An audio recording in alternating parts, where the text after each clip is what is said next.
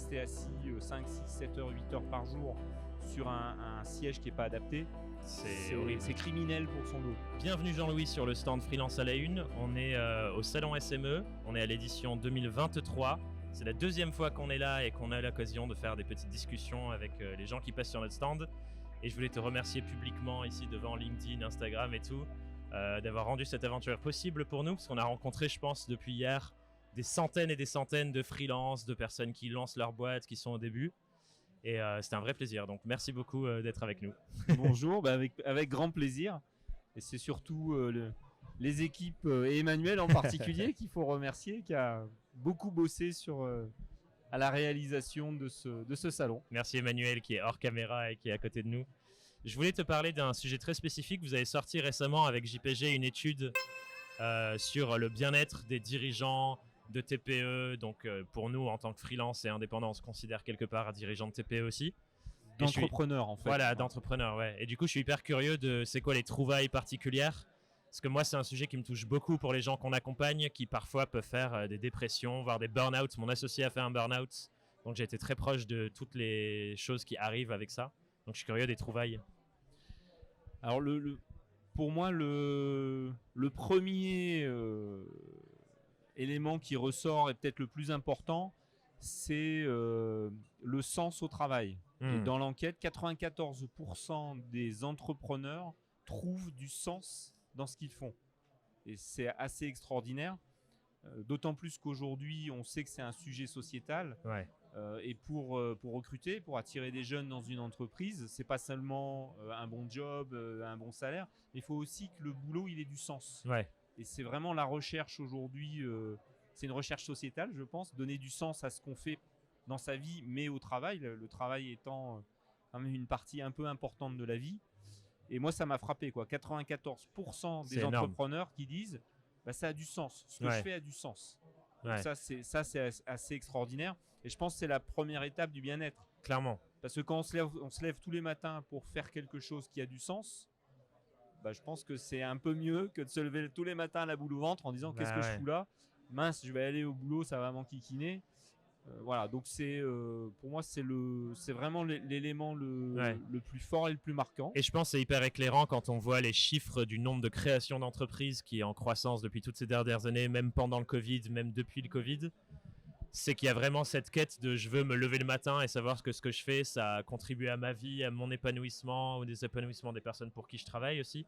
Moi, c'est un sujet dans les accompagnements qu'on fait avec les gens qui nous suivent qui est très clair de comment je fais pour que mon travail ait un impact déjà sur mes clients, mais aussi sur la société qui m'entoure, l'écologie, enfin tous ces challenges sociétaux qu'on traverse.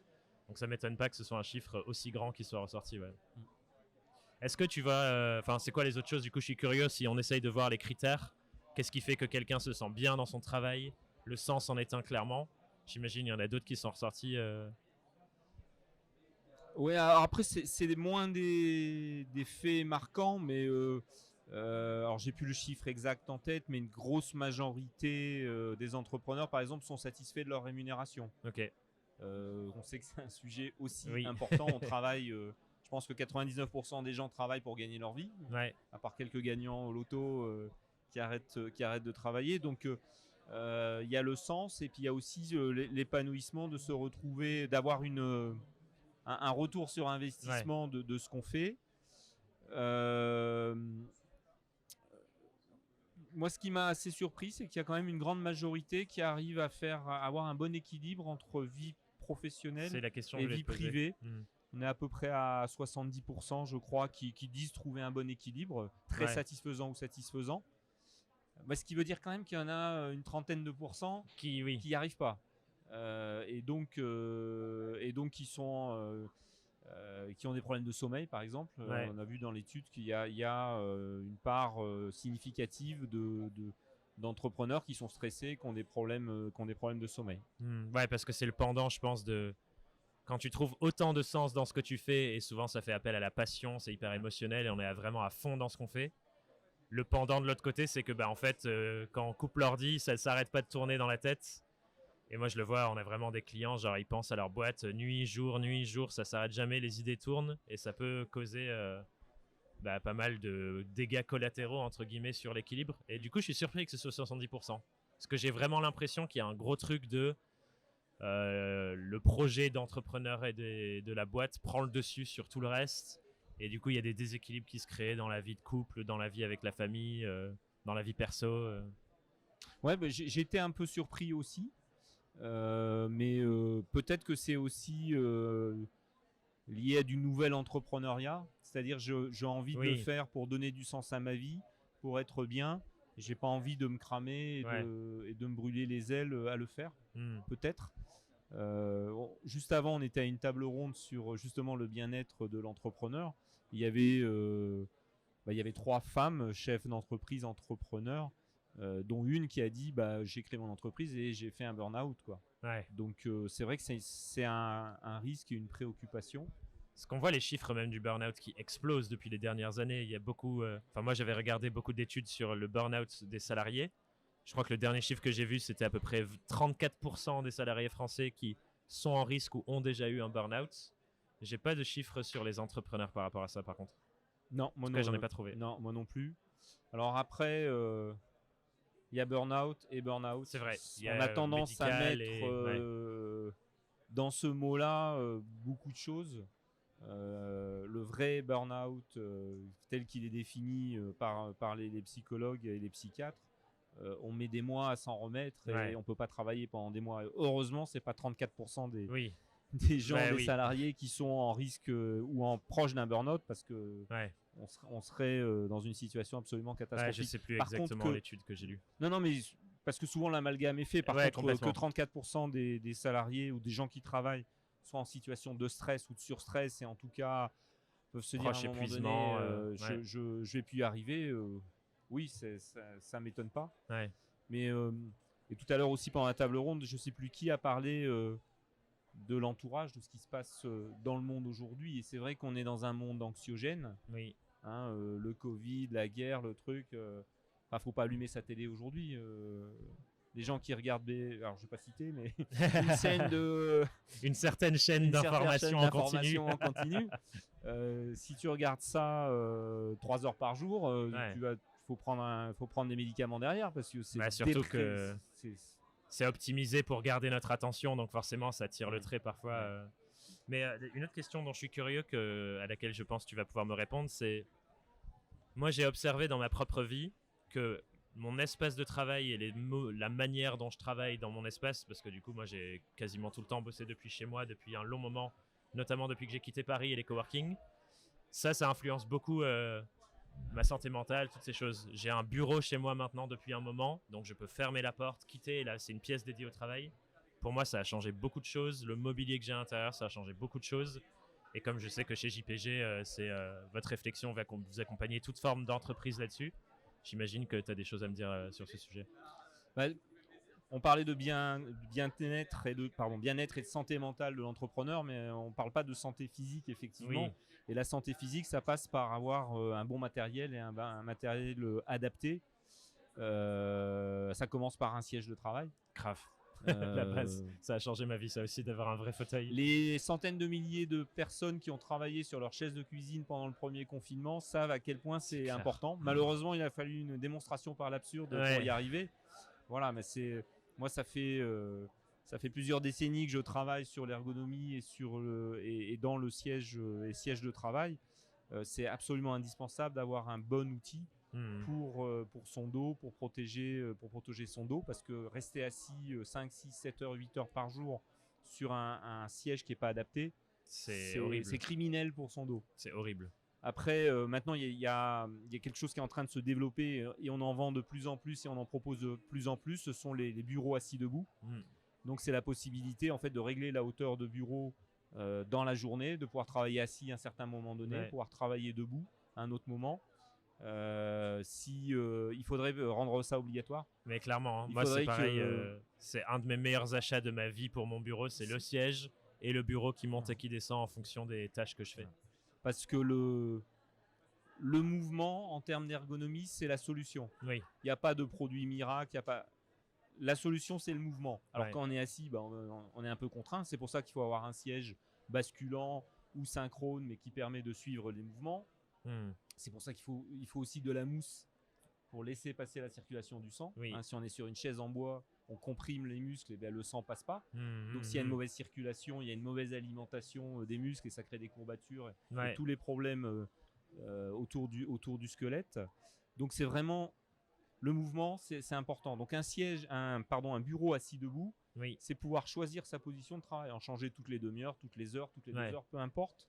Mais à un moment donné, être debout, on change de posture. Le bassin a une position complètement différente par rapport à la position assise. Par exemple, tel que tu es assis là, je peux pas durer 8 heures là. Tu as ton bassin qui est complètement Je vais d'ailleurs basculé. changer de posture. Voilà. Hop.